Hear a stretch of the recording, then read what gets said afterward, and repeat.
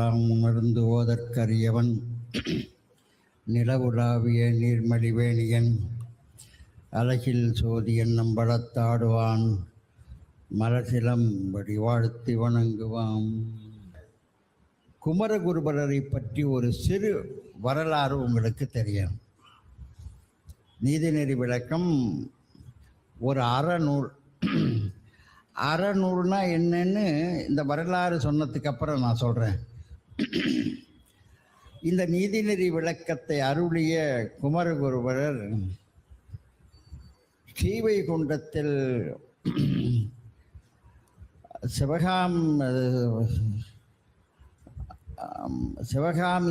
சிவகாம சுந்தரி சிகாமணி தேசிகர் என்ற 2 பேருக்கு மகனாக பிறந்தவர். சண்முக சிகாமணி தேசிகர் என்பவர் ஸ்ரீவைகுண்டத்திலே பிறக்கிறார். சொந்த ஊர் ஸ்ரீவைகுண்டம். எங்கே இருக்குது தெரியுமா? தூத்துக்குடி மாவட்டம் அங்கே இருக்கிறது. அங்கே பிறந்த இந்த தாய் தந்தையர் 2 பேருமே வழி வழியாக திருச்செந்தூர் முருகனுக்கு வழியடிமைப்பட்டவர்கள். அதாவது வழியடிமைப்பட்டவர்கள்னா குலதெய்வம்னு அர்த்தம். குலதெய்வம் நம்முடைய வழிபாட்டிலே 3 தெய்வங்கள் உண்டு. ஒன்று குலதெய்வம், இன்னொன்று இஷ்ட தெய்வம்னு ஒன்று உண்டு, 3வது எல்லாமல்ல பரம்பொருள். அது நடைமுதலர். இதை எதை வழிபடணுங்கிறது அவங்கவுங்களை பொறுத்து இருக்குது. இதில் போய் நம்ம எப்போதுமே வழிபாட்டில் 3வது ஒருத்தரை நுழைக்க கூடவே கூடாது. நீங்கள் உண்டு, கடவுள் உண்டு, நீங்கள் உண்டு, வழிபாடு உண்டு என்று இருக்க வேண்டும்.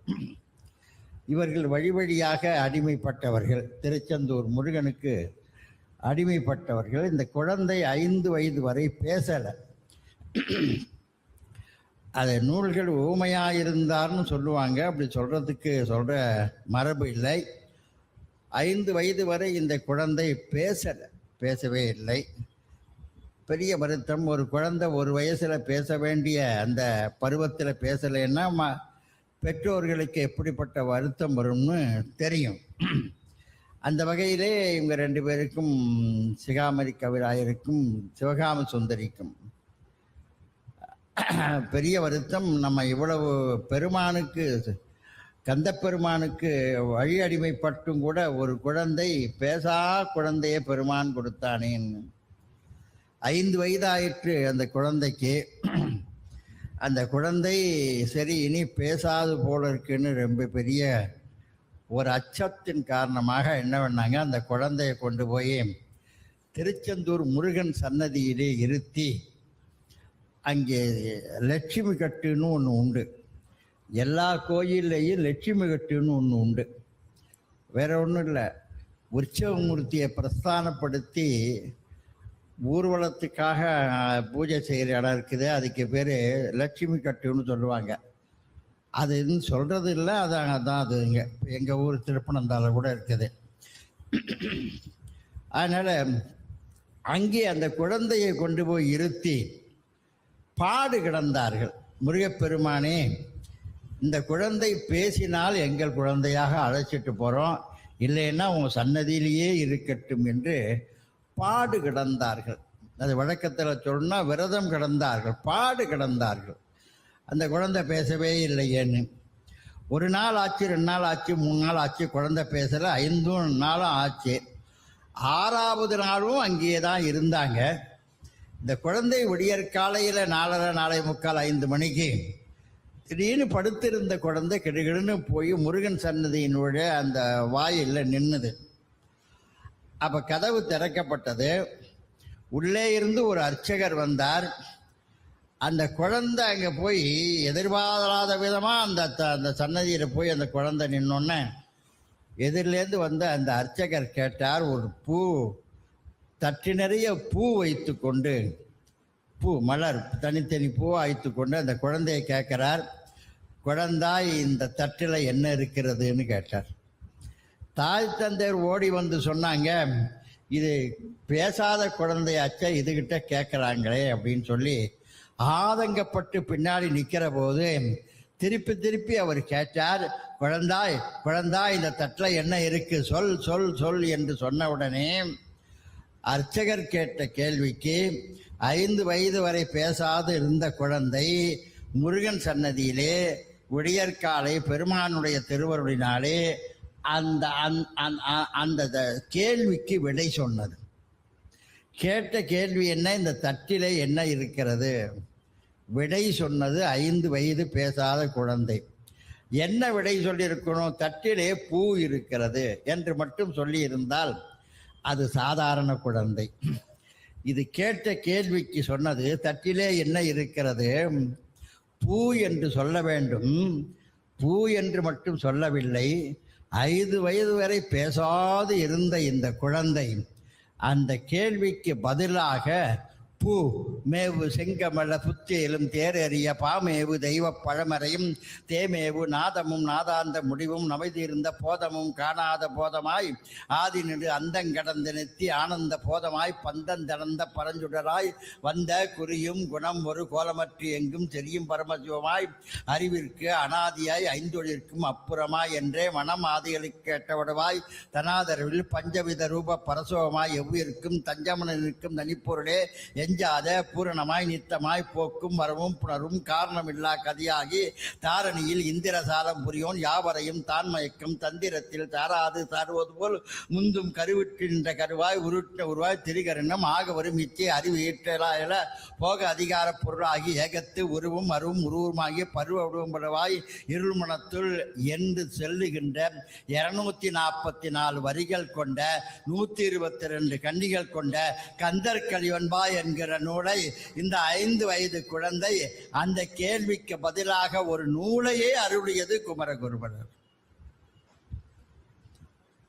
இந்த நூல் 122 கன்னி, 244 வரிகள். இந்த 244 வரிகளில் முதல் 36 அதாவது 72 வரிகள் முழுக்க முழுக்க சைவ சித்தாந்தம். 5 வயதில் பேசியது முழுக்க முழுக்க சைவ சித்தாந்தம். அதுக்கு பின்னாடி வருகிற எஞ்சிய வரிகள் அத்தனையும் கந்த புராணம், முழுக்க முழுக்க கந்த புராணத்தை அப்படியே சுருக்கமாக சொல்லியது. இதுக்கு இந்த நூலுக்கு பெயர் கந்தர் கலிவன்பா என்கிற பெயர். இந்த நூல் அவர் அருளிய முதல் நூல் கந்தர் கலிவன்பா என்ற நூல். ஒரு அருமையான நூல். குழந்தை பேசலேன்னு சரியா பேச்சு வரலன்னா இந்த கந்தர் கலிவன்பாவை பாராயணம் பண்ண சொல்லுங்க. பூமேவு செங்கமல புத்தேலும் தேரறிய பாமேவு தெய்வ பழமலையும் தேமேவு நாதமும் நாதாந்த முடிவும் நவைதீர்ந்த போதமும் காணாத போதமாய் ஆதிநடு அந்தங்கடந்த நெத்தி ஆனந்த போதமாய் என்று செல்லுகின்ற 244 வரிகள் கொண்ட, நீங்கள் நெட்டில் கந்தர் கலிவன்பான்னு போடுங்க வந்துடும். இதை பாடி முடித்தோன்னு, அந்த குழந்தை பாடி முடித்தோன்னு தாய் தந்தையருக்கு ரொம்ப சந்தோஷம். வெளியில் வந்து கோயிலுக்கு வெளியில் வந்து, அப்பா வா போகலாம், நீ பேசிவிட்ட ஸ்ரீவைகுண்டத்துக்கு போகலாம் வான்னு கூப்பிட்டோன்னு குழந்தை சொல்லிச்சு, நீங்கள் போயிட்டு வரலாம். குழந்தை சொல்லிச்சு, நீங்கள் போயிட்டு வரலாம். முடிஞ்சு போச்சு, பந்தம் முடிஞ்சு போச்சு. அதோடு சரியாக போச்சு குழந்தை. அதுக்கப்புறம் அந்த குழந்தை யாத்திரை தொடங்குது. யாத்திரை தொடங்கிறதுக்கு முன்னாடி அந்த குழந்தை ஒரு கேள்வி கேட்டுது, சுவாமியை பார்த்து கேள்வி கேட்டுது. வாக்கு கொடுத்துட்ட, எனக்கு பேச்சு வந்துருச்சு, நான் சிவ பூஜை பண்ணணும், எனக்கு ஒரு தீட்சா குருவை கொடுன்னு கேட்டது. தீட்சா குருவை கொடுன்னு கேட்டது. நம்ம சமயத்தில் குரு சிஷ்ய மரபு தான் அடிப்படை. நாமெல்லாம் அடியார்கள், சன்னிதானம் நமக்கு குருநாதர், குரு சிஷ்ய பரம்பரை. இங்கே தர்மபுரம் ஆதீனம் குருபீடம், எங்கள் திருப்பனந்தால் இந்த குருபீடத்துக்கு சிஷிய மடம் சொல்ல போகிறார். இந்த குழந்தை கேட்டது, எனக்கு ஒரு தீட்சா குருவை கொடுன்னு கேட்டது. அப்போ அசரீரியாக பெருமான் சொன்னார், நீ தலப்பயணம் போ, உனக்கு அந்த தவநிலை கிட்டும்போது உனக்கு எதிரே குருநாதர் தென்படுவார், உன்னை கேள்வி கேட்பார். உனக்கு கேள்வி கேட்டோன்னா பதில் சொல்ல முடியாது, எங்கு வாக்கு தடைபடுகிறதோ கேட்டவர் உனக்கு குருநாதர், கேட்டவர் உனக்கு குருநாதர். இந்த குழந்தை இங்கே வருது, தருமபுரம் வருது.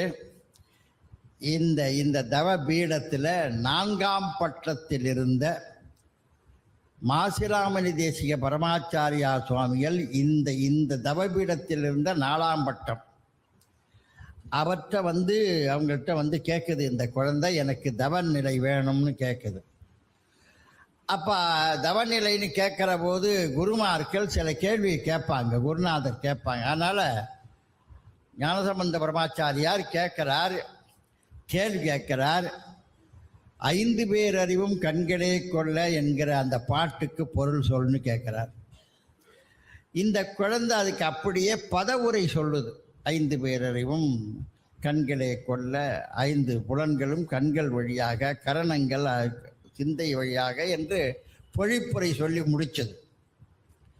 உடனே சுவாமி கேட்டார், நான் பொழிப்புரை கேட்கல, அனுபவ உரை சொல்லுன்னு கேட்டார். குழந்தையினால அனுபவ உரை சொல்ல முடியல, வாக்கு தடைப்பட்டது. உடனே பெருமானுடைய சித்தம் உண்டானதுனால இந்த இடத்துல தான் நமக்கு வாக்கு தடைப்பட்டது, அதனால இவர் தான் நமக்கு குருநாதர்னு சாஷ்டாங்கமா இந்த குழந்தை அவங்க காலில் விழுந்தது. குருநாதர் எப்படி நிற்க வச்சார், நீதான் சிசியர்னு ஏற்றுக்கொண்டார். ரொம்ப சுருக்கமாக போகிறேன், ஏற்றுக்கொண்டாச்சு. உடனே குருநாதர் இருக்கிற வசராமணி தேசிக பிரம்மாச்சாரியா சுவாமிகள் காசிக்கு போயிட்டு வான்னு சொன்னாங்க. காசிக்கு அந்த காலத்தில் காசிக்கு போகிறது ரொம்ப சிரமம். 1700 காசிக்கு போகிறது ரொம்ப சிரமம். இப்போ காசிக்கு போகிறது காலையில் 5 மணிக்கு புறப்பட்டீங்கன்னா இரவு 5 மணிக்கு வந்துடலாம், தெரியுமில்ல. இப்போ காலையில் புறப்பட்டிங்கன்னா விஸ்வநாதர் தரிசனம் பண்ணிட்டு இரவு ஒருத்தர் மயிலாப்பூரில் மாதந்தோறும் போயிட்டுருக்கார். கொஞ்சம் அதிக செலவாகும். அப்போல்லாம் போனால் 10 பேர் போனால் 5 பேர் தான் திரும்புவாங்க. அவ்வளவு சிரமங்கள் காசிக்கு போகிறதுன்னு சொன்னோம். காசிக்கு போயிட்டு வான்னு சுவாமி பணித்தார்கள். காசிக்கு ரொம்ப சிரமமாச்சேன்னு விண்ணப்பித்தார் குமரகுரு இந்த குழந்தை. சரி, சிதம்பரம் வரைக்கும் போயிட்டு வான்னு சொன்னாங்க. சிதம்பரம், அப்படி சிதம்பரம் வரைக்கும் போகிறதுக்கு பயன்படுங்க. இந்த குழந்தை இங்கே ஸ்ரீவைகுண்டத்திலேருந்து மதுரை இது திருச்செந்தூர்லேருந்து புறப்பட்டோன்னா நேராக மதுரைக்கு போச்சு. இந்த குழந்தை நேராக மதுரைக்கு போச்சு. கந்தர்கல்வி அன்பா பண்ணோன்னா மதுரைக்கு போய் மீனாட்சி அம்மையை வழிபட்டுட்டு மீனாட்சி அம்மை மேலே ஒரு பிள்ளை தமிழ் பாடி, தொடுக்கும் கடவுள் பழம்பாடல் துடையின் பயனே, நரைபடுத்த துறைதீன் தமிழின் ஒழுகுனரும் சுவையே, அகந்தை கிழங்கை அகழ்ந்தெடுக்கும் உலர்கோயிற்கு ஏற்றும் விளக்கே, வளர்ச்சமைய இமயப் பொறுப்பில் விளையாடும் இளமின் பிடியே, எரிதரங்கம் முடுக்கும் புவனம் கடந்து நின்ற ஒருவன் திரு உள்ளத்தில் அழகொழுகை எழுதி பார்த்திருக்கும் உயிரோவியமே, மதுகரம் வாய்மடுக்கும் குழற்காடைந்து வஞ்சி கொடியே வருகவே, மலையத்தோசன் பெற்ற பெருவாழ்வே வருகன்னு மீனாட்சி அம்மை மேலே இது போல 100 பாட்டு அப்படியே பாண்டனிஸாக பண்ணு. அப்புறம் அங்கிருந்து தான் இங்கே தர்மபுரம் சுவாமியை பார்த்து தவநிலை கேட்டது, துறவு கேட்டது. துறவு கேட்டோன்னே காசிக்கு போனால் காசி வரைக்கும் போக முடியாது, சிதம்பரம் வரைக்கும் போகணுன்னு இந்த குழந்தை என்ன பண்ணுச்சு, சிதம்பரம் போகிற வழியில் வைத்தீஸ்வரன் கோயில். வைத்தீஸ்வரன் கோயிலுக்கு திருமுறை பேர் என்ன?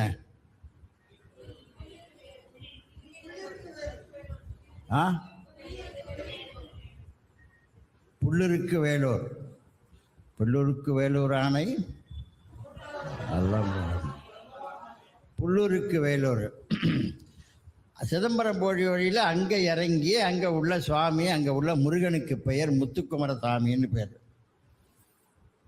வைத்தீஸ்வரன் கோயிலில் இருக்கிற முருகனுக்கு பேர் முத்துக்குமரன். அங்கே வந்தோன்னே நமக்கு பேச்சு கொடுத்த முருகனாச்சே, வாக்கு கொடுத்த முருகனாச்சேன்னு அந்த முருகன் மீது பிள்ளைத்தமிழ் பாடினார். 100 பாட்டு. அதுக்கு முத்துக்குமரசாமி பிள்ளைத்தமிழ்னு போயிடும்.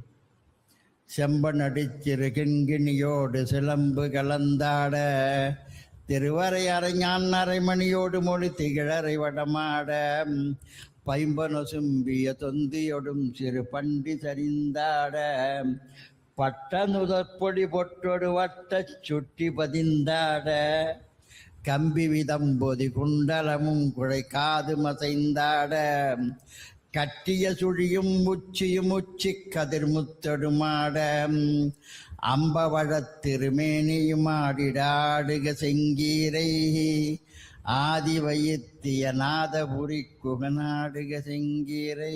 பாட்டு முத்துக்கோர்த்தா பிள்ளை தமிழ. இது மாதிரி 100 பாட்டு. இது மாதிரி 100 பாட்டு சுவாமி மேலே பாடிட்டு வந்தார்.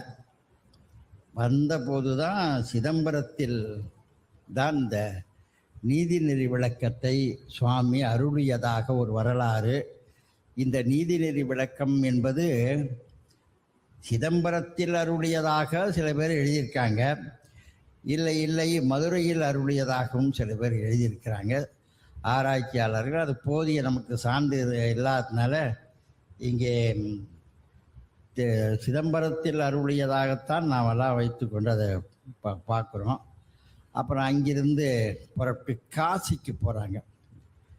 அப்போ வளர்ந்துட்டார் சுவாமி. 17, 18, 25 வயசு வளர்ந்துட்டார். காசிக்கு சுவாமி போனார். குருநாதனுடைய ஆணையின் மூலம் காசிக்கு போனார். சுருக்கமாக சொல்லிடுறேன். காசிக்கு போனார். காசியில் அப்போ முகலாய பேரரசு அவுரங்கசீப்பர் ஆட்சி பண்ணிக்கிட்டு இருந்தான். அங்கே போய் இருந்து அவுரங்கசீப்போட நெருங்கிய நட்பு ஏற்பட்டது. அது சில நூல்கள் என்ன எழுதியிருக்காங்க, நம்ம சைவத்தை அந்த அவுரங்கசீப்பு முகலாயர்கள் ஏற்றுக்கொள்ளவில்லை என்றெல்லாமே எழுதியிருக்காங்க. அப்படி ஒரு குறிப்பு இல்லை.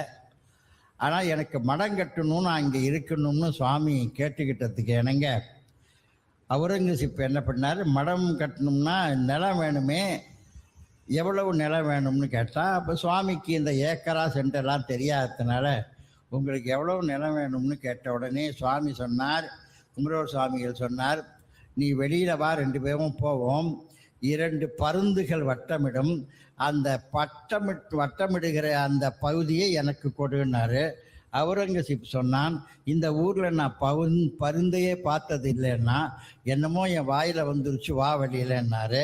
2 பேரும் வந்துட்டு இருக்கும்போது அவுரங்கசீப்பே சொன்னான், சாமி நீங்கள் சொல்கிற மாதிரி 2 பருந்து வட்டமிடுது, நீங்கள் எடுத்துங்க சாமின்னா. அப்படி எடுத்துங்க சாமின்னு கொடுக்கப்பட்ட கேதார கட்டம் தான் இப்பொழுது திருச்சி காசியில் இருக்கிற காசி மடத்துக்குனுடைய குமரசுவாமிகள் நிறுவிய மடம் அங்கே இருக்கிறது. அதனுடைய கிளை மடமாக திருப்பனந்தாள் ஸ்ரீ காசி மடம் இருக்கிறது. அது நம்முடைய ஆதீனத்தினுடைய அந்த சிஷிய மடம் அது. அதனாலே அதற்கப்புறம் 16 நூல் எழுதுகிறார். இப்போ நம்ம குமரசுவாமி 16 நூல் எழுதுகிறார். பிள்ளைத்தமிழ் இப்போ ஆண்பால் பிள்ளைத்தமிழ் ஒன்று, பெண்பால் பிள்ளைத்தமிழ் எழுதுகிறார். மதுரை களம்பகம்னு ஒன்று எழுதுகிறார், காசி களம்பகம்னு ஒன்று எழுதுகிறார், மீனாட்சி அம்மை குரம், சிதம்பர செய்யுள் கோவை, சிதம்பர மும்மணி கோவை, இது எல்லாம் சேர்த்து தான் ஒரு 16 நூல் எழுதுகிறார். அந்த 16 நூலில் நீங்கள் நெட்டில் போட்டாலே வரும். குமரசுவாமி நூல்னா 16 நூல் வரும். அதில் ஒரு முக்கியமான நூல் என்னன்னு கேட்டிங்கன்னா, இது அறம் சார்ந்த நூல். இன்னொன்று சமூகம் சார்ந்த நூல் ஒன்று எழுதினார். அதுதான் நீதிநெறி விளக்கம். இன்னொன்று குமரசுவாமிகள் எழுதியது தன்னுடைய குருநாதர் மீது பண்டார மும்மணி கோவைன்னு ஒரு நூல் எழுதினார். தன்னுடைய குருநாதராயிருக்கிற இந்த தவபீடத்தினுடைய 4ஆம் பட்டத்தில் இருந்த மாசிலாமணி தேசிக பரமாச்சாரியா சுவாமிகளினுடைய திருவருளை நினைந்து எழுதியது பண்டார மும்மணி கோவைன்னு பேர். நம்ம சமயத்தில் யார் நமக்கு குருநாதரோ அவங்க தான் ஸ்ரீலாசி சிவபெருமானே அவராக நினைப்போம். அதுதான் நம்முடைய மரபு. யார் நமக்கு குருநாதரோ குருநாதர் தான் நமக்கு சிவன். அப்படி தன்னுடைய குருநாதரை சிவமாக நினைத்து பாடியது தான் பண்டார மும்மணி கோவை. இந்த திருமடத்தினுடைய ஞான முதல்வராயிருக்கிற குருஞான சம்பந்தர் தன்னுடைய குருநாதராயிருக்கிற கமலை ஞானப்பிரகாசர் மீது பாடிய அந்த நூலுக்கு பெயர் ஞானப்பிரகாச மாலைன்னு பேர். இந்த ரெண்டு நூலுமே தன்னுடைய குருநாதர் மீது பாடியது. குமரகுரு சுவாமிகள் தன் குருநாதர் மீது பாடியது பண்டார மும்மணி கோவை. இந்த தவபீடத்தினுடைய குரு முதல்வராயிருக்கிற குருஞான சம்பந்தர் தன்னுடைய குருநாதராயிருக்கிற கமலை ஞானப்பிரகாசர் மீது பாடிய நூல் ஞானப்பிரகாச மாலைன்னு பேர். ஞானப்பிரகாச மாலைன்னு. அப்படி 16 நூல் எழுதியிருக்காங்க. 16 நூல். என்னமோ கேட்க வந்தீங்களே, என்ன புரியல?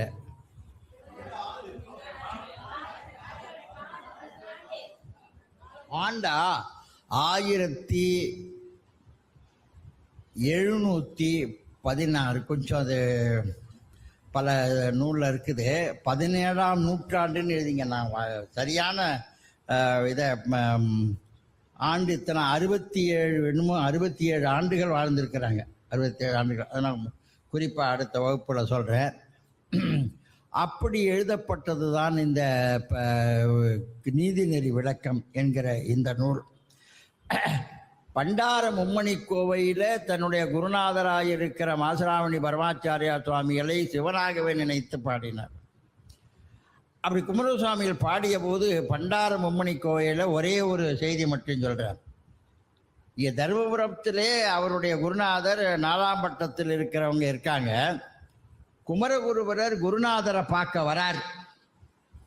பார்க்க வந்தோடனே இந்த தருமபுரத்து எல்லையில கால் எடுத்து வச்சோடனேயே என்னுடைய குருநாதர் இருக்கிற அந்த தளத்தில் என்னுடைய கால் எடுத்து வச்சோடனேயே என்னுடைய பெயரில் ஒரு மாத்திரை குறைஞ்சு போச்சுன்னார்.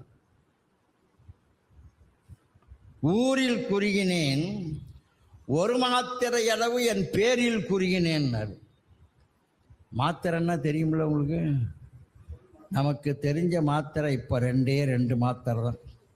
ஒன்று பிபி மாத்திரை, இன்னொன்று சுகர் மாத்திரை. இந்த 2 தான் இப்போதைக்கு எல்லாம் இப்போ ஃபேமஸாக போயிட்டு. இப்போ சௌரியமானு கூட கேட்கறது இல்லை. பிபியா சுகரா 2ல் ஒன்று இருக்கணும்னு முடிவு பண்ணி விட்டாங்க. அந்த காலத்தில் நம்ம அதெல்லாம் நம்ம பெற்றோர்களுக்கு அதெல்லாம் தெரியுமா? இல்லையே. அதெல்லாம் தெரியாமல் தான் ஆரோக்கியமாக வாழ்ந்தார்கள். நம்ம ஆரோக்கியமாக வாழறதுக்கு இவ்வளவு ஏற்பாடுகளை பண்ணியும் துடிச்சிக்கிட்டு நிற்கிறோமே. ஒரு 30-50 வருஷத்துக்கு முன்னாடி நம்ம வீட்டில் டிஃபன் பண்ணலையா, இட்லி பண்ணலையா, அது பண்ணலையா, இது பண்ணலையா, என்ன ஆட்டலையா கொள்ளையா எவ்வளோ இருந்து அப்போல்லாம் இந்த பிபி எங்கே போச்சு, சுகர் எங்கே போச்சுன்னே தெரியல. ஆரோக்கியமாக தானே வாழ்ந்தோம் இல்லைங்களா? இப்போ தானே இதெல்லாம் வந்தது எல்லாம். ஆகையினாலே நான் கூட சொல்கிறது உண்டு. இப்போது எங்கள் ஜெயராஜ் ஒன்று சொன்னார், ஒரு வீட்டில் 10 பேர் வடை சாப்பிட்ணும்னா அந்த காலத்தில் 3 மணி நேரம் வேணும். ஊற வைக்கணும், அந்த தோலை எடுக்கணும், ஆட்டணும், அப்புறம் பற்ற வைக்கணும், இன்னும் ஒரு 3 மணி நேரம் ஆகும். இப்போ 10 பேருக்கு வடை சொன்னோம்னா அவன் அதுக்கு உள்ள மாவு விற்கிறான். அதுக்குள்ள ஃப்ரெஷ் மாவு அதை கொண்டாந்து கிடச்சி இது பற்ற வைக்க வேண்டிய அவசியமே இல்லை. டக்குன்னா அது பாட்டு எரியுது. ரிமோட்லேயே எரியும் போட்டு வச்சு 10 பேர் சாப்பிட்டாச்சு. 3 மணி நேரத்தில் அரை மணி நேரம் சாப்பிட்டாச்சு 10 பேரும். நான் கேட்குறது, மீதி 2.5 மணி நேரத்தில் என்ன கிழிக்கிறீங்க? மீதி 2.5 மணி நேரத்தில் என்ன பண்ணுறோம்? பிரச்சனை பண்ணிகிட்டு இருக்கோம். வேண்டாததை பேசிகிட்டு இருக்கிறோம். அது எதை படிக்கணும், எதை பிடிக்கணும், எதை பின்பற்றணும், இன்னைக்கு ஏற்பட்ட சிக்கலே அது தாங்க. எதை பிடிக்கணும், எதை படிக்கணும், எதை பின்பற்றணும். பிடிக்க வேண்டாததை பிடிச்சிக்கிட்டு இருந்தோம்னா ஒருத்த ஆற்றுல விழுந்துட்டான். எப்படியாவது மேலே வரணும் தத்தி புத்தின்னு காலை உதைச்சான். கருப்பாக குண்டா ஒன்று வந்தது, கருப்பாக குண்டா. அதை பிடிச்சிக்கிட்டு மேலே வரலான்னு கையை காலை உதைச்சான். தெரு மேலே கரையில் இருந்தவன் சொன்னான், அதை விட்டுடுறான்னா. ஏண்டான்னா, அது உயிருள்ள கரடிடா, அதை போய் நீ பிடிச்சிருக்கேடான்னா. விடல. இவன் 1 மணி நேரம் வரைக்கும் அதை பிடிச்சிக்கிட்டே போயிட்டு இருக்கான். தண்ணியில் விட மேலே உள்ள விடான்னு விட மாட்டேங்கிறான். மேலே உள்ளவங்கன்னா 1 மணி நேரம் விடாது உயிருள்ள கரடிடான்னு சொல்கிறேன், ஏன்டா விட மாட்டேங்கிறேங்கிறதுக்கு தண்ணியில் இருந்தவன் சொன்னான் பாருங்க, ஏய் நீ எப்போ முதல் தடவை சொன்னியே அப்போ நான் விட்டுட்டேன்டா, 1 மணி நேரமா அது என்ன விட மாட்டேங்குதுறான். 1 மணி நேரமா அது என்ன பிடிச்சிக்கிட்டு இருக்கு, உனக்கு தெரியலடான்னா. அந்த கதை தானே இன்னைக்கு சிக்கி நிற்கிறோம். எங்க தேடுறது, எதை தேடுறது? நம்ம வாழ்க்கையினுடைய இலக்கை எங்க தேடிக்கிட்டு இருக்கோம்? தொலைச்ச இடத்துல தேடுறதில்ல சார். நல்லா முசருதீன்ல ஒரு இது எனக்கு பார்த்தேன். அவர் என்ன பண்ணாரு, ஒரு பெரிய வெளிச்சத்தில் ஒரு நாள் 12 மணிக்கு பகல்ல எங்கேயோ தேடிக்கிட்டு இருந்தார். நல்லா முசருதீன். அந்த முல்லாங்கிறவர் அவர் மந்திரி. அவர் கேட்டார் நசருதீனை, பகல்ல 1 மணிக்கு இங்க என்ன தேடுறீங்க? சாவியை தேடுறேன்னாரு. அவன் கேட்டான், முல்லா சாவியை எங்க தொலைச்சிங்கன்னு கேட்டான். வீட்டு உள்ள தொலைஞ்சு போச்சுன்னாரு. அவன் கேட்டான், வீட்டு உள்ள தொலைச்சதுக்கு ஏயா இங்க தேடுறேன்னு கேட்டான். நசருதீன் சொன்னாரு, இங்க தானே வெளிச்சம் இருக்குது, நான் இங்க தானே தேட முடியும்னா. நசருதீன் சொன்னாரு, நீ தொலைச்ச இடத்துல வெளிச்சமாக்கி அங்க தேடுறா, அங்க கிடைக்கும்னு சொல்லி. அதை தாங்க இன்னைக்கு நம்ம செய்ய மறந்துட்டோம். நாம இருக்கிற இடத்துல அதை வெளிச்சம் போட்டு நாம அதை பார்க்கறதுக்கு இல்லாம எங்க தெரியும், எங்க கிடைக்கலையோ அங்க போய் தேடிக்கிட்டு இருக்கிறது தானே சிக்கல். எதை படிக்கணும், எதை பின்பற்றணும், எதை பிடிக்கணும்? இன்னைக்கு இருக்கிற நிலையில் நான் கூட கோயிலில் இப்போ சொல்கிறது உண்டு. கோயில்களில் இப்போ இருக்கிற கோயில்களில் பெரிய நெருக்கடி என்னன்னு கேட்டால், நம்ம திருவண்ணாமலையே உள்ளே போய் பார்க்கறதுக்கு 5-6 மணி நேரம் தேவையில்லை. ஏன் போகிறீங்க? 6 மணி நேரம் 7 மணி நேரம் அவனோட சண்டை போட்டு இவனோட சண்டை போட்டு அவன் தில்லுன்னுட்டு இது என்ன வழிபாடு? நான் ஒன்று சொல்கிறேன் கேளுங்க. உங்க ஊர்ல என்ன சிவலிங்கமோ அதுதான் உங்களுக்கு சிவலிங்கம். உங்க ஊர்ல என்ன சிவலிங்கமோ அதுதான் உங்களுக்கு சிவலிங்கம். நீங்க எல்லா சிவலிங்கத்துக்கு ஐதீகத்தை அங்க இருக்கிறதா நினைச்சு நீங்க வழிபாடு பண்ணுங்க. அங்க போய் வழிபாடு. அதுதானே நம்முடைய மூல மந்திரம். அதுதான 11ஆம் திருமுறை. 11ஆம் திருமுறையில் ஆதி உலான்னு ஒன்று. யார் எழுதுனது? ஆதி உலா. 11ஆம் திருமுறையில் ஆதி உலா. 11ஆம் திருமுறை பற்றி நம்ம சிந்திக்கிறதே கிடையாது. தயவு செய்து 11ஆம் திருமுறையை நான் 1 வருஷமாக சொல்லிக்கிட்டு இருக்கேன். 40 நூல்கள் கொண்டது. 40 நூல் கொண்டது தெரியுமா?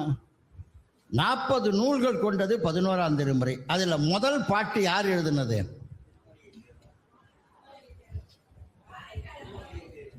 நான் கேட்டது முதல் பாட்டு யார் எழுதுனது 11ஆம் திருமுறையில. நீங்க நான் கேள்வி கேட்கறேன்னு நினைக்காதீங்க சார். வந்தீங்கன்னா 4 விஷயத்த சொன்னீங்களா போனீங்களான்னு இருக்குன்னு நினைக்காதீங்க. நாம் அதனால தெரிஞ்சுக்கணும். பெரிய பெரிய ஒரு சாதாரண விஷயங்கள்லாம் கூட நமக்கு தெரியாமல் இருக்குன்னா, நமக்கு கிடைச்சிருக்கிற 12 திருமுறைகள் இருக்குத, வேற எந்த சமயத்துக்கு கிடைக்காத பொக்கிஷம். ஒரு நூலை வச்சுக்கிட்டு அந்த பாடுபடுத்துறான். 12 திருமுறை கிடைச்சிருக்கு. 12 திருமுறைக்கு அதுக்கப்புறம் வந்த வள்ளலார் வரைக்கும் இருக்கிற நம்ம குருமூர் சுவாமிகள், நம்ம சிவபிரகாச சுவாமிகள் அருளிய நூல்கள் எவ்வளவோ எண்ணற்ற நூல்கள் இருக்குது. இத்தனை நூல் இருந்தும் இன்னும் நம்ம கடை தேராம இருக்கிறோம்னா எங்க என்ன பண்ணிக்கிட்டு இருக்கிறோம்? என்ன பண்ணிட்டு இருக்கோம்? ஆனா வழிபாடுங்கிறது நீங்க போய் அங்க திருவண்ணாமலை இருக்கிற லோக்கல்ல இருக்கிறவங்களே அர்த்தியாமத்துக்கு போக முடியாம போயிடுச்சு. இன்னைக்கு வருத்தப்படுறாங்க. நீங்க எந்த கோயில், நீங்க எந்த உங்க ஊர்ல என்ன கோயில்? எங்க நான் திருப்பனந்தாள், எங்க திருப்பனந்தாள் இருக்கிற செஞ்சடையப்பர் தான் எனக்கு செஞ்சடையப்பர். அவர்கிட்ட தான் படித்தேன், அவர்கிட்ட தான் வளர்ந்தேன். நான் நினைச்சா இப்ப நம்ம இதே என்னங்க, எவ்வுருவில் எவர் ஒருவர் உள்குவார் உள்ளத்தில் அவ்வுருவில் தோன்றி அருள் செய்வான் அவ்வுருவில் தானே நிற்பான். நீங்க யார சர்வமா இருக்கிற பெருமான்னு நினைக்கிறீங்களோ அது வழியா அவன் வருவான். எவ்வுருவில் எவர் ஒருவர் உள்குவார் உள்ளத்தில் அவ்வுருவில் தோன்றி அருள் செய்வான் அவ்வுருவில் தானே ஆகி நிற்பான். நான் இந்த மைக்கு தான் சிவபெருமான்னு நினைச்சிட்டேன்னா எனக்கு மைக்கு தெரியாது, சிவபெருமான் தான் தெரியும். அவன் நினைப்பானா, போய் இந்த ஆளு என்ன போய் மைக்கிற வழியா பார்த்தா ஒழுங்கா அது உள்ள பூந்து இவனுக்கு அருள் பண்றதுதான் நம்ம வேலைன்னு வந்துருவானா. எவ்வூரில் எவர் ஒருவர் உள்குவார் உள்ளத்தில் அவ்வுருவில் தோன்றி அருள் செய்வான் அவ்வுருவில் தானே ஆகி நிற்பான். ஆகையினாலே வழிபாடு என்பது நீங்க ஆர்ப்பாட்டத்துக்கு வழியே கிடையாது. நீங்க உண்டு, சுவாமி உண்டு. அதுக்கு எங்கே உங்களுக்கு வாய்ப்பு இருக்குதோ அதை வழிபாடு பண்ணுங்க. அது எந்த பூஜையாக இருந்தாலும், நான் சிவ பூஜை பண்ணேன்னா 4 மணி நேரம் ஆகும் சார் அப்படிம்பாங்க. அதை மாதிரி சொல்கிறதுக்காக உள்ள பட்டு பூஜை. அது 1 நிமிஷம் இல்லை, 1 மணி நேரம் இல்லை. பெருமான்கிட்ட நீங்கள் எப்பொழுது உங்களை இழக்கிறீர்களோ அப்போ வழிபாடு என்பது. உங்களை இழக்கிறது வழிபாடு. அங்கே போய் நின்று உங்களை இழக்க வேண்டும். சரணாகதி தத்துவம். பூஜை சிவ பூஜைங்கிறது வழிபாடுங்கிறது ரொம்ப நம்ம சைவத்தில் வழிபாட்டை எளிமைப்படுத்தின மாதிரி வேற எந்த சமயமும் இல்லை சார். ஒருத்தன் கல்லால் அடித்தான் அவனுக்கு முத்தி, ஒருத்தன் வில்லால் அடித்தான் அவனுக்கு முத்தி, பல பேர் சொல்லால் அடிக்கிறான் எல்லாருக்கும் முத்தி. போய் கேட்டேன், கல்லாலையும் வில்லாலையும் அடிக்கிறவனுக்கெல்லாம் முத்தி கொடுத்துருங்க. சுவாமி சொன்னார், அவன் எதால வேணாலும் அடிச்சிட்டு போகிறான்ப்பா, அவங்கிட்ட என்ன பக்தின்னு நான் பார்க்கணும், அது இருக்குது, நான் கொடுக்காம என்ன பண்ணுறதுன்னாரா. அது இருந்ததுன்னா அவன் கொடுத்துருவான் இல்லையா. அதனால வழிபாடுங்கிறது பூமாலை பாமாலை ஆன்ம அர்ப்பணம். சும்மா ஒரு பூவை எடுத்து ஒன்று இருந்து போடுங்க. பூமாலை எங்க ஊர் திருப்பனந்தாள் தாடகை, அந்த அம்மா தினமும் ஒரு மாலையை போட்டுது, வேற ஒன்றும் செய்யல. ஏகாந்தமாக இருக்கிற அந்த இப்போ லிங்கம், எங்கள் ஊர் லிங்கம் உயரமாக இருக்கும். அந்த லிங்கத்துக்கு ஒரு மாலையை கட்டி போட்டு, சுவாமி நீதான்ட்டு போச்சு. தினமும் ஒரு 10-15 வருஷம் போச்சு. ஒரு நாள் மாலை போடுற போது ஆடை நெகிழ்ந்து போச்சு. ஆடையை சரி பண்ணுறதா மாலையை போடுறதான்னு தர்ம சங்கடம் வந்துருச்சு. உடனே சுவாமி பார்த்தார், இந்த பொண்ணு இது நாள் வரைக்கும் சத்தியத்தோடு மாலை போட்டதுனால இப்போ கூட அந்த மாலையை நாம் குனிஞ்சு வாங்கலைன்னா அப்புறம் நம்ம என்னன்னு சொல்லி அந்த கையில் இருக்கிற குனிஞ்சு அந்த மாலையை வாங்கிக்கிட்ட வரலாறு எங்கள் ஊர் வரலாறு. அது அப்புறம் இங்கேருந்து குங்கலியக்கலை நாயனார் வந்தார், அது நிமித்தாருங்கிறது. அன்புக்கு குனிந்து அன்புக்கு நிமிர்ந்த வரலாறு எங்கள் திருப்பனந்தார் வரலாறு. அதனால தான் ஞானசம்பந்தர் எங்கள் ஊர் கோயிலுக்கு பேரே தாடகை ஈச்சரம்னு வச்சார். அதனால் வழிபாடு நீங்கள் உண்டு, சுவாமி உண்டு. அதனால் போயிட்டு இங்கேருந்து நீங்கள் அங்கே தான் போய் 1000கணக்கில் 10,000 கொடுத்து 4,000 ரூபா உள்ளே கொடுத்து போகிறது அதெல்லாம் வேண்டாம். நீங்கள் வழிபாடு. நீங்கள் எந்த கோயில் ரொம்ப அழகாக இருக்குதோ உங்கள் சிவலிங்கத்துக்கு போய் நின்னடி கொடுங்க. உங்கள் ஊரில் என்ன கோயில் இருக்கோ இது இது இது இதே இல்லைன்னா உள்ளே உட்காந்துங்க. ஆன்மார்த்த பூஜை நீங்களே பிடிச்சி வச்சு நீ தான் சிவலிங்கம் ஒன்று. எவ்வளோ பிரச்சனைகள் முடிஞ்சு போகுமே. அதனால் நம்ம சமயத்தில் ஆன்ம பூமாலை பாமாலை ஆன்ம அர்ப்பணம். நிறைய பேர் பாமாலை ஞானசம்பந்தராதிகள்லாம் பொன்னார் மேனியனே புடித்தோலை அறக்கதைத்து தேவாரத்தில் வருது இல்லையா பணம். ஆன்ம அர்ப்பணம் நீதான் எல்லாம் முடிஞ்சு கொடுத்துடணும், நம்மள்கிட்ட ஒன்றும் கிடையாது. ஆன்ம அர்ப்பணம் நம்மள்கிட்ட ஒன்றும் இல்லை. என் வாழ் முதல் ஆகிய பொருளேன்னு கொடுத்துடணும். இப்போ பாருங்க, அப்படி கொடுத்தா என்ன ஆகும்னா, இது மேலே ஒரு நல்ல துண்டு விரிச்சிருக்கிறாங்க இங்கே நிர்வாகத்தில். இது அந்த நிர்வாகத்திலேருந்து வந்து இந்த நிமிஷத்துலேருந்து இந்த துண்டு பனசிமூர்த்திக்கு கொடுத்தாச்சு. சும்மா சொல்கிறேன், கொடுத்தாச்சுன்னு வச்சுங்க. நான் இந்த 3 நாளும் இங்கேயே நின்று இந்த துண்டையே பார்த்துட்டு இருப்பேன். இதில் யாராவது காப்பி தம்பளரை வச்சா எனக்கு கோபம் வரும், யாராவது அழுக்கு கையை வச்சா எனக்கு கோபம் வரும். இதுக்கு முன்னாடி இது மேலே யார் எதுக்கு வச்சா எனக்கு ஒன்றும் கவலை இல்லை. எனக்குன்னு ஆனதுக்கு அப்புறம் இதுக்கு கரைபடப்படாது, அழுக்கப்படப்படாதுன்னு ஒரு அக்கறை நமக்கே வருகிற போது இந்த ஆன்மாவையும் வாழ்வையும் அவனுக்குன்னு அர்ப்பணிச்சிட்ட பிறகு இதுக்கு கரைப்படப்படாது, அழுக்கப்படப்படாதுன்னு அனுக்கிரகம் பண்ண வேண்டிய பொறுப்பு சிவபெருமானுக்கு ஆகும் என்பதனாலே தான் ஆன்ம அர்ப்பணம் என்பது நம்ம சமயத்தில் சொன்னது. ஆன்ம அர்ப்பணம் எளிமை பண்ணாங்க சார், எவ்வளோ எளிமை. அதனால் நீங்கள் வழிபாட்டை எளிமை பண்ணீங்க. ரொம்ப உங்களுக்கு தெரிஞ்ச பாட்டு பாடுங்க, தெரிஞ்ச பாட்டை பாடு, சுவாமி பாட்டு பாடுங்க. அதான் அப்படி குமர சுவாமிகள் அங்கே பாடினார். இன்னொன்று காசிக்கு போனப்போ அங்கே ஒரு, நான் எதுக்கு சொன்னேன், இந்த ஊருக்கு குறுகினேன் ஒரு மாத்திரை அளவுன்னு பேரில் குறுகினேன் அங்கே விட்டோம் இல்லையா. என் குருநாதர் இருக்கிற இடத்துல கொண்டாந்து காலை வச்சா என் பேரில் ஒரு மாத்திரை குறைஞ்சி போச்சு. என்ன மாத்திரைன்னா ஒரு எழுத்தை உச்சரிக்க எழுத்துக்குள்ள கால அளவு, ஒரு மாத்திரை, 2 மாத்திரை. இப்போ ஒரு மாத்திரை குறைஞ்சி போச்சுன்னா சீவனாயிருந்த நான் சிவனானேன்னு அர்த்தம். ஒரு மாத்திரை குறைஞ்சி போச்சு, சிவனாயிருந்த நான் சிவனானேன். சித்தமலம் அறிவித்து சிவமாக்கி இணையாண்ட அத்தன் எனக்கு ஆறு தருவாராச்சோ வேணும். அதனால் அப்படி இங்கே அங்கே ஒரு காசியில் சகலகலா வள்ளி மாலைன்னு ஒரு 10 பாட்டு பாடுறாங்க குமரசுவாமிகள். சகலகலா வள்ளி மாலைன்னு அங்கே போய் ராஜஸ்தான் இந்துஸ்தானி மொழி வேண்டி இருந்தது குமரகுருபரருக்கு. இந்துஸ்தானி தெரியாது இங்கேருந்து போனவருக்கு. இந்துஸ்தானி மொழி வேணும்னு சகலகலா வள்ளி மாலையை பாடினாங்க. இந்துஸ்தானி மொழி வந்துடுச்சு. நீங்கள் ஒரு கேள்வி கேட்பீங்க, குமரகுருவுக்கு வாக்கு கொடுத்ததே திருச்செந்தூர் முருகன் தானே, இன்னொரு லாங்குவேஜ்னும்னா மொழி வேணும்னா அங்கே தானே கேட்டிருக்கணும். சகலகலா வள்ளி மாலை கேட்டேன். குமரகுரு நினைச்சார் போல் இருக்கே, பெருமான் முருகப்பெருமான் தமிழ் கடவுள், தமிழ் கொடுத்தாரு, ஆனால் இந்துஸ்தான் வேணும்னா அங்கே ஜென்ரலாக தான் கேட்கணும். அதனால் சகலகலா வள்ளியை கேட்டாங்களோன்னு சொல்கிறது உண்டு. அது ஆகையினால அவங்க எல்லா மொழியும் சேர்ந்தவங்க இல்லையா. இவர் தமிழ் கடவுளில், இவர் தமிழ் கடவுள் ஆனிரன். அப்படியெல்லாம் பாடிய அந்த வரிசையிலே தான் நீதிநெறி விளக்கம் என்பது அவர்கள் குமரசுவாமிகள் பாடிய நூல்லையே. இது சமயம் சாராது சமூகத்தை சார்ந்து எழுதிய ஒரு நூல் இந்த நீதிநெறி விளக்கம் என்பது. இது ஒரு அறநூல், இது ஒரு அறநூல்.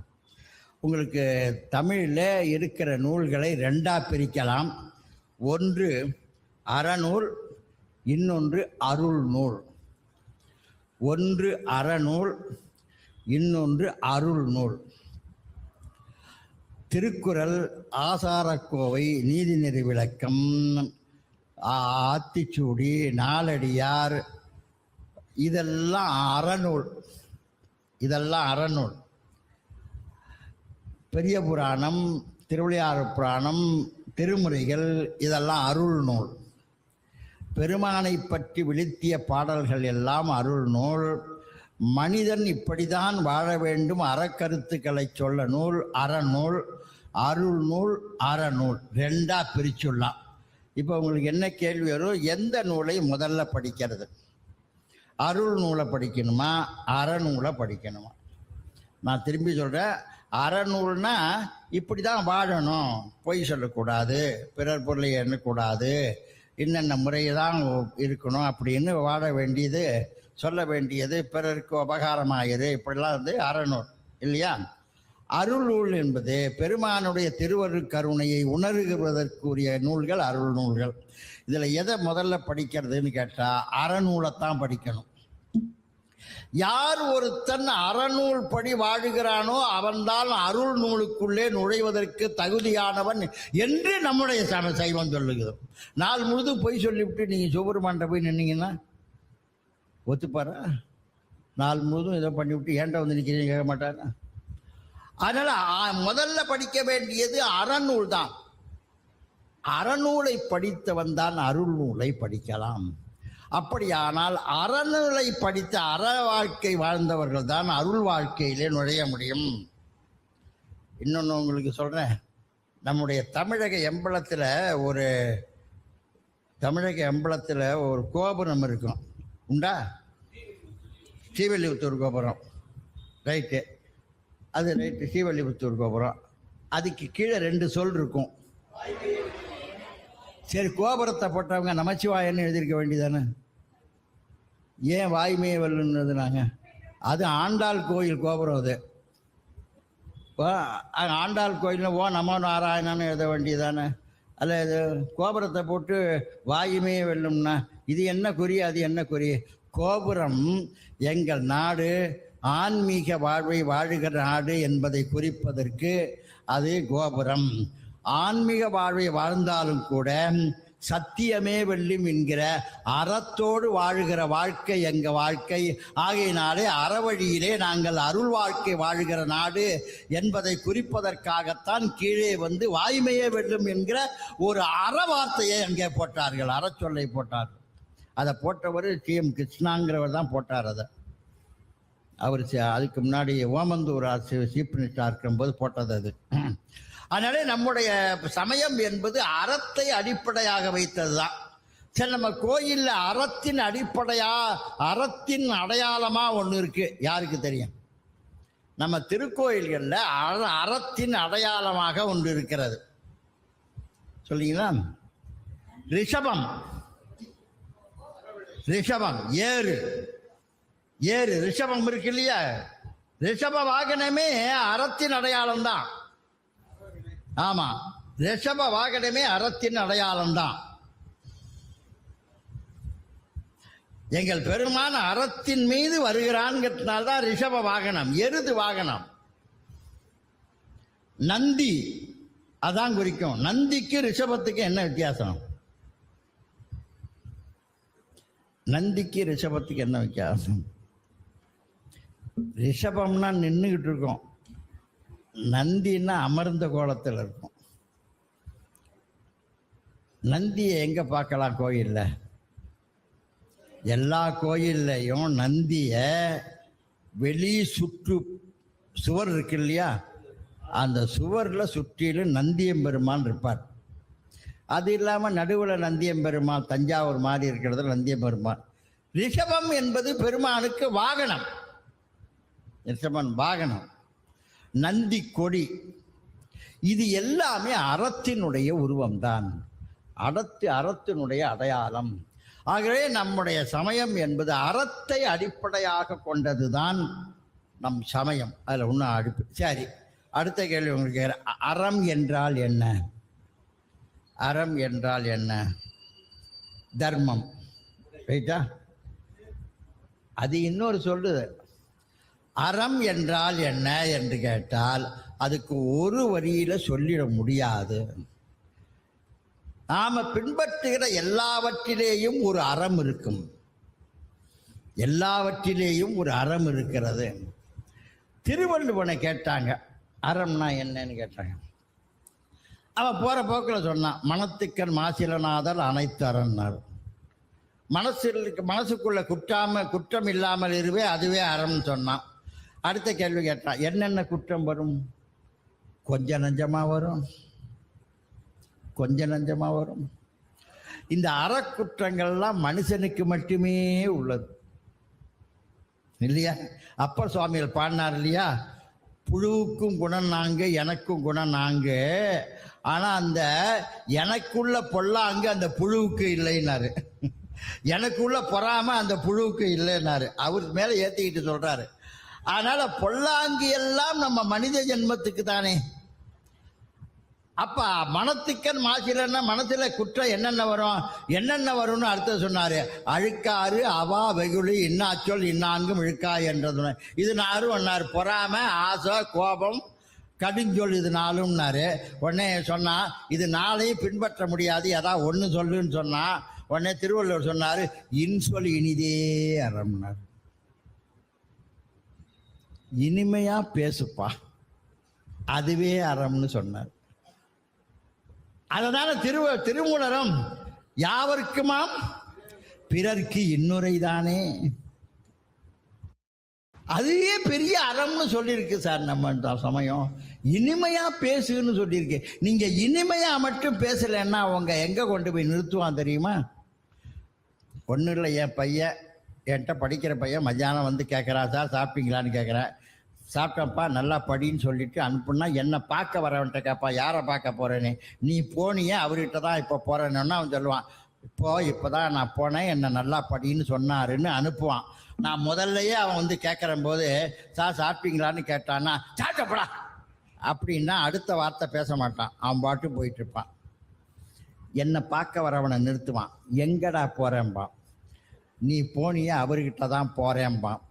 அதுக்கு இவன் என்னை பார்த்தவன் சொன்னான் அதுகிட்ட இப்போ போவாதேன்பான்.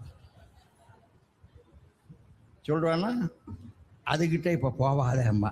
ஏண்டா மனம் வல்லுன்னு உழுது மிருகமாக்கி யாருன்னு சொல்லிவிட்டான் பாருங்க. இது வாய் தானே பண்ணுச்சு. அதுகிட்ட இப்போ வீட்டில் கூட அரை மணி நேரமாக கத்திக்கிட்டு இருக்கேம்மா, அது எப்போதும் கத்துறதாங்க. இன்சொல்லிடுதே அறம்னு சொல்லிய நம்ம மொழி. அடுத்த கேள்வி கேட்டான், அவன் இனிமையாக பேசிட்டா அறம் முடிஞ்சு போச்சான்னு கேட்டான். கல்யாணம் பண்ணிக்கோன்னாரு யாரு? திருவள்ளுவர். அறம் எனப்பட்டதே இல்வாழ்க்கைனார். கல்யாணம் பண்ணிக்கோன்னாரு. அடுத்தது கேட்டான், கல்யாணம் பண்ணிக்கிட்டா அறம் ஆயிடுமான்னு கேட்டான். ஆவாதுப்பா, அந்த இல்வாழ்க்கை அந்த ஊரில் உள்ளவெல்லாம் பாராட்டும்படியாக இருந்தால் அதுதான்ப்பா அறம்னாரு. அறம் எனப்பட்டதே இல்வாழ்க்கைனர். அப்போ நம்முடைய அறம் எங்கே ஆரம்பிக்குது பாருங்க, இன்சொல்ல ஆரம்பித்து இல்வாழ்க்கையில் கொண்டு போய் விடுது அறம்ங்கிறது. இல்வாழ்க்கையில் தாய் தந்தையரை வணங்குவது வர அறம், வழிபாடு பண்ணுவது அறம், ஆசிரியரை மதிப்பது அறம், குருநாதரை வணங்குவது அறம். எல்லாம் நம்ம மதத்தில் என்ன சம்பந்தம். அது இப்போ ஒரு பிரச்சனை வந்து இல்லை, நம்ம சமயம் சொல்லாது வேற எந்த சமயம் சொல்லல. உயிரிறக்கத்தோடு இருன்னு சொன்னதே நம்ம சமயம் தானே. நம்ம சமயம் இது இப்போ சைவ சமயம் சொல்ற உயிரிறக்கம் மாதிரி வேற எந்த சமயம் சொல்லலை. எந்த சமயம் சொல்லுச்சு? ஒரு ராஜா என்னால் ஆட்சி பண்ண முடியாதுன்னு போய் உட்காந்துட்டாரு கொடுங்காலூரில். எல்லாரும் போய் கேட்டாங்க, ராஜா இல்லாமல் நாடு இருக்குதா, நீங்கள் வாங்கன்னு. அந்த ராஜா கேட்டார், சுவாமி எனக்கு ஒரு வரம் கொடுத்தா நான் வந்து ஆட்சி பண்ணுறேன்னாரு. என்ன வரம்? அவர் கேட்டார், நீங்கள்லாம் ஏதாவது துன்பம் இருந்தால் சொல்கிறீங்க, நீக்கிறேன். இதோ போகுத புழு பூச்சி அந்த ஆடு மாடு இதெல்லாம் துன்பம் வந்தால் கத்துது, இது எந்த துன்பத்தினாலே கத்துதுங்கிறத நான் உணர்கிற ஒரு வரம் எனக்கு கொடுத்தா நான் அதை ஆட்சி பண்ணுறேன்னு சொன்னால் சுவாமி கொடுத்தார், ஆட்சி பண்ணா. அவருக்கு பேர் என்ன? யாரா ஒத்த சொல்லுங்க, அவர் யார்? இந்த மனிதனை தவிர மற்ற ஜீவராசி எல்லாம் தன் துன்பத்தினாலே எழுப்புகின்ற ஒளி, அந்த ஒளி எதனால் அது அந்த துன்பப்படுகிறது என்பதை உணர்கிற எனக்கு அந்த வரம் கொடுத்தால் நான் வந்து ஆட்சி செய்வேன்னு சொல்லி வந்து ஆட்சி செய்த ராஜா யாரு? யார் சொன்னா? களரிட்டு அறிவார் தான் அவர் பேர். அது களரிட்டு அறிவார்ங்கிறத, களறுதல்னா ஒளி எழுப்புதல். அப்படி ஒரு ராஜா இந்த நாட்டில் இருந்திருக்கா சார்? களரிட்டு அறிவார்னு தன்முனைப்போடு எந்த ராஜாவும் நான் கேட்கிறேன், இவ்வளவு கோயில்கள் இருக்குத, எந்த கோயில்லையாவது இந்த கோயிலை ராஜாவாகிய நான் தான் கட்டினேன்னு எந்த கோயில்லையும் எழுதி வைக்கல. நீங்க எந்த கோயிலில் வேணாலும் பாருங்க, கல்வெட்டு இல்லை. நாம லைட்டு போட்டோம்னா நம்ம டேட் ஆஃப் பர்த்லேருந்து ஆரம்பிச்சிருவோம். என் பேரை சின்னதாக போட்டு விட்டேன், இது வேற. ஒரு ராஜா எழுதி வைக்கல, ஒரு தஞ்சையிலேயே எழுதி வைக்கல நான் தான் கட்டினேன், ராஜராஜன் எழுதி வைக்கல, இங்கே கங்கை இந்த சோழபுரத்துலேயும் அவன் மகன் எழுதி வைக்கல. ஒரே ஒரு ராஜா எழுதி வச்சான், தென்காசியில் பராக்கிரம பாண்டியன் ஒருத்தன். தென்காசி கோயிலை கட்டினவன். அதில் நான் எழுதினேன், நான் அவன் பேர் வச்சு ஒரு கல்வெட்டு வச்சான். என்ன தெரியுமா? இந்த கோயிலை நான் கட்டினேன்னு எழுதலை. அவன் என்னன்னா, இந்த திருக்கோயிலில் ஊழிக்காலம் முடியும் வரை ஏதாவது ஒரு செங்கல் பிறந்து விழுமேயானால், ஏதாவது ஒரு பழுது ஏற்படுமேயானால், எங்கேயாவது பேர்ந்து விடுமேயானால் அதை செப்பம் பண்ணுவர்களுடைய திருவடியை இப்பொழுதே வணங்குகிறேன்னு ஒரு ராஜா எழுதி வச்ச நாடு தான் இந்த நாடு. அதுதான் அர்ப்பணிப்புங்கிறது. அந்த கோயிலுக்கு யாரு கும்பாபிஷேகம் பண்ணாலும் பராக்கிரம பாண்டியனுடைய வணக்கம் உண்டு. அதுதான் அறம். அந்த அறத்தை சொல்லுவது தான் அறநூல்கள். அந்த அறத்தை சொல்வது தான் அறநூல்கள்.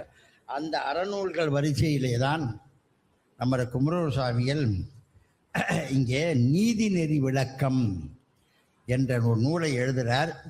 இந்த நீதிநெறி விளக்கம் என்கிற நூல் மொத்தம் 102 வெண்பாக்களை உடையது. 102 வெண்பாக்களை உடையது. நீதிநெறி விளக்கம் என்கிற நூல் வெண்பாக்களை உடையது. இதில் நீங்கள் முதல்ல அந்த பாட்டை மட்டும் அவர் நடத்த போகிறார் நாளைக்கு.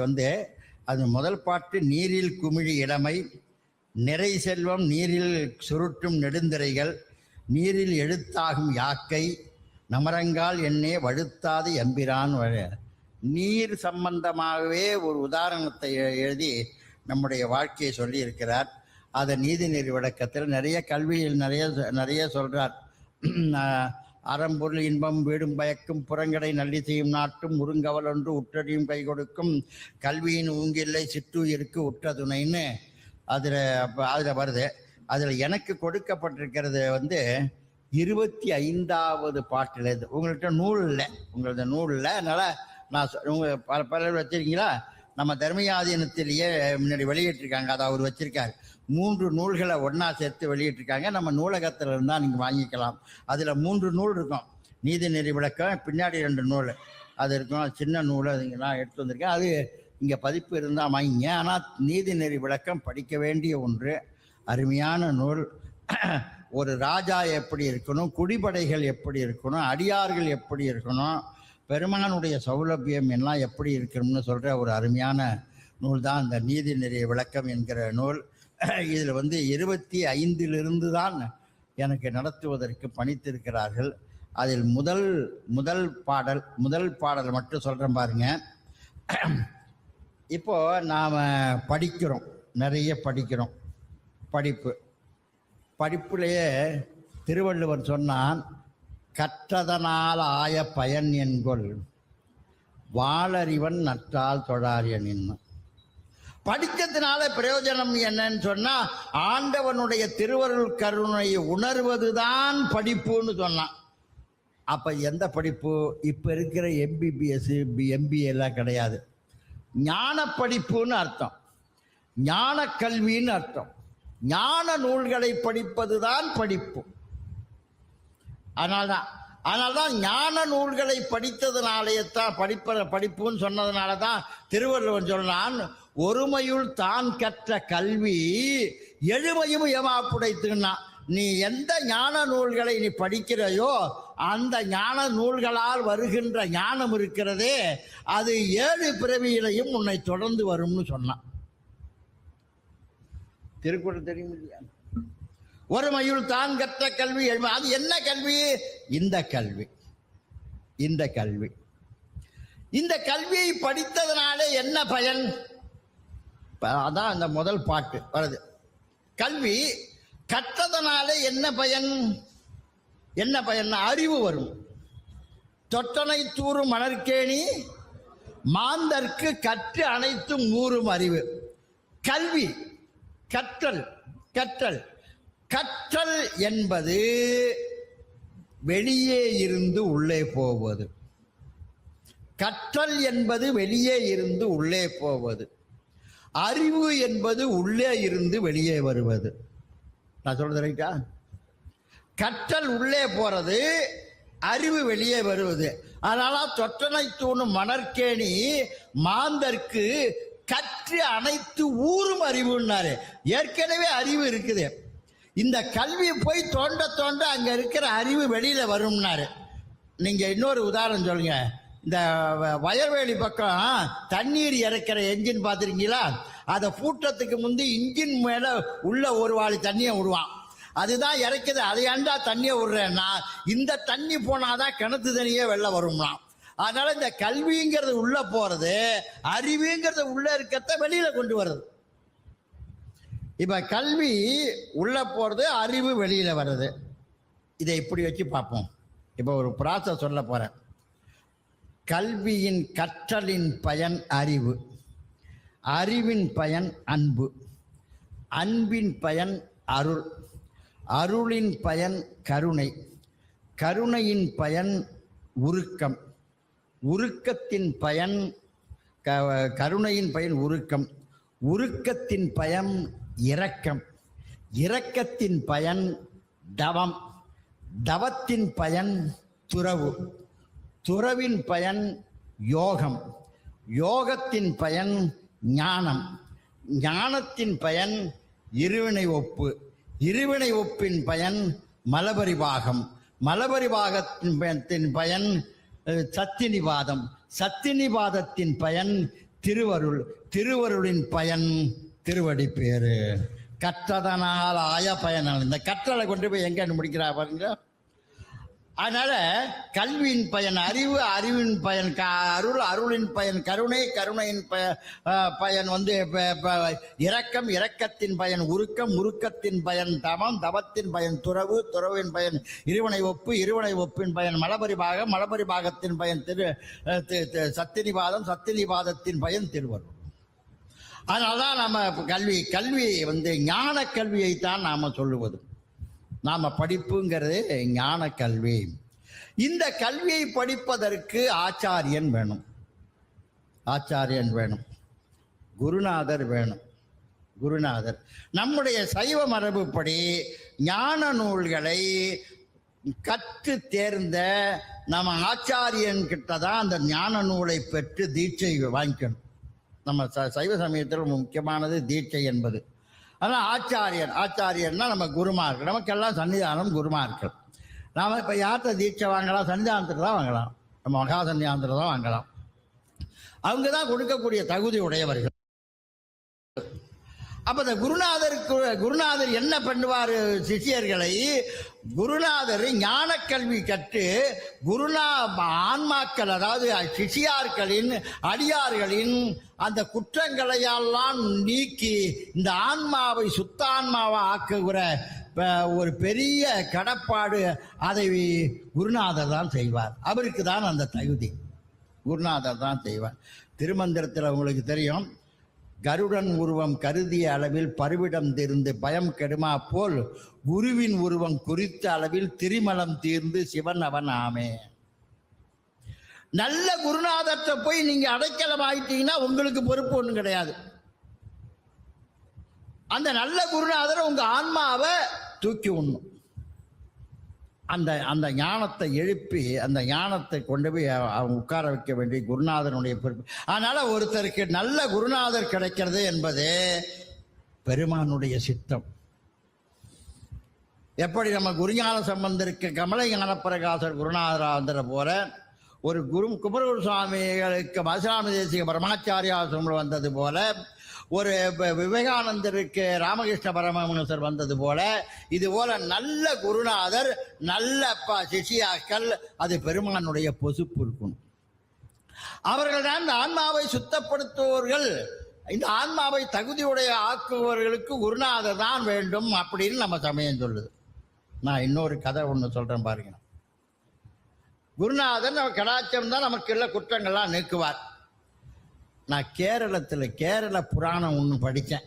கேரள புராணம், அவங்க லிங்காயுத்தர்கள், இங்கே லிங்கம் கட்டிருப்பாங்க தெரியுமா? லிங்காயுத்தர்கள் கோயிலுக்கு போக மாட்டாங்க, லிங்கம் தான் வழிபடுவாங்க. அவங்களுக்கு மூல லிங்கம் தான். அவங்க லிங்காயுத்தர். ஒரு சாமியார் என்ன பண்ணாரு, லிங்காயுத்தர்களுக்கு மாகேஸ்வர பூஜை பண்ணார். மாகேஸ்வர பூஜைன்னா தெரியும் இல்லையா? அவங்கெல்லாம் உட்கார வச்சு அவங்களையே மாகேசனா நினைச்சு சாப்பிட வைக்கிறதுக்கு பேர் மாகேஸ்வர பூஜை. நம்ம திருமணத்தில் தினமும் நடக்குது. அந்த மாதிரி அந்த அவர் பேர் பசுவேசர்னு பேர். அதை மாதிரி பண்ணாரு. எல்லா தபசிகளும் அடியார்களும் உட்கார்ந்தாங்க. நெஞ்சில் அந்த சிவலிங்கம் இருந்தது, இப்படி மாட்டியிருப்பாங்க. அந்த பசுவேசர்னு எல்லாம் பரிமாறின பிறகு அந்த தீபாரத்தை எடுத்துக்கிட்டு ஒவ்வொருத்தனுடைய நெஞ்சில் இருக்கிறத அந்த இதுக்கெல்லாம் தீபாரத்தை காமிச்சிட்டு அடியார்கள் அமுதுல்லாமும் சொல்லுவார், எல்லாரும் சாப்பிடுவாங்க. இதுக்கு நடந்துக்கிட்டு இருக்கு. இது கேரள புராணத்திலேருந்து பார்த்தேன். இது பசுவேசர் இது மாதிரி ஒரு மாகேஸ்வர பூஜை நடத்துகிறாரு. ஒரு 2 பையன் அந்த பக்கமாக வந்தான். சாப்பிட்டு 4 நாள் ஆகுது. அவன் கேட்டான், உள்ள என்ன நடக்குதுன்னு கேட்டான். சாமியார் சாப்பாடு போடுறாரு. அப்பா, சாமியார் ஃப்ரீயாக போடுறாரு. ஆமாப்பா எல்லாருக்கும் போடுறாரு. சாப்பிட்டு 4 நாளாக உள்ளே போகலான்ட்டு உள்ளே போனான். வாசப்படியில் இருந்தவ கேட்டான், எங்கடா வந்தீங்கன்னு கேட்டான். சாப்பிட்டு 4 நாளாவது சாப்பிட்றதுக்கு வந்தோம். லிங்கம் எங்கடான்னு கேட்டான். அவன் 2 பேரும் கேட்டான், அப்படின்னா என்னன்னா அப்படின்னா என்னன்னு கேட்டான். டேய் அப்படின்னா என்னங்கிறதுக்காடா இங்கே சாப்பாடு போடா வெள்ளாட்டான் அவன். டேய் சும்மா சொல்லியா, எப்படின்னு சொல்லு, அதுக்கேற்ற மாதிரி பார்த்து போட்டான். அவன் சொன்னான், இந்த இப்படி கருப்பாக இப்படி இருக்கும், அப்படி ரவுண்டாக இருக்கும், கருப்பாக இருக்கும் அப்படின்னு சொல்லிவிட்டான். அவன் லிங்கம் இருக்குன்னு இது இருந்தால் தான் சாப்பிட்லான்னு. சரி சரியா போண்டான்னு நிபந்தான்ல. அந்த அந்த ஆசிரமத்தில் அன்னைக்கு கருப்பு கத்திரிக்காய் சாம்பார். இந்த சொத்தை கருப்பு கத்திரிக்காயை தூக்கி எறிஞ்சிருக்கிறாங்க. அதில் 2 எடுத்துக்கிட்டானுவே. அவன் சொன்னது இதமாக தான்டா இருந்தது. இதை கட்சி புண்ணு 2த்தையும் கடிச்சிக்கிட்டு மேலே ஒரு கட்சியை போட்டுட்டாங்க. இந்த எங்கடா லிங்கம் உள்ளே இருக்கு விட்றான்னா. உள்ளே போனால் உட்காந்தான், பரிமாறியாச்சு, எல்லாம் பண்ணியாச்சு. வசுவேசர் தீபாவளி எடுத்துகிட்டு வந்தார். பார்த்தாரு, பரிமாறியாச்சு, சாதம் போட்டாச்சு, சாம்பார் போட்டாச்சு, உட்காந்துருக்கானுவோ கத்திரிக்காவோட.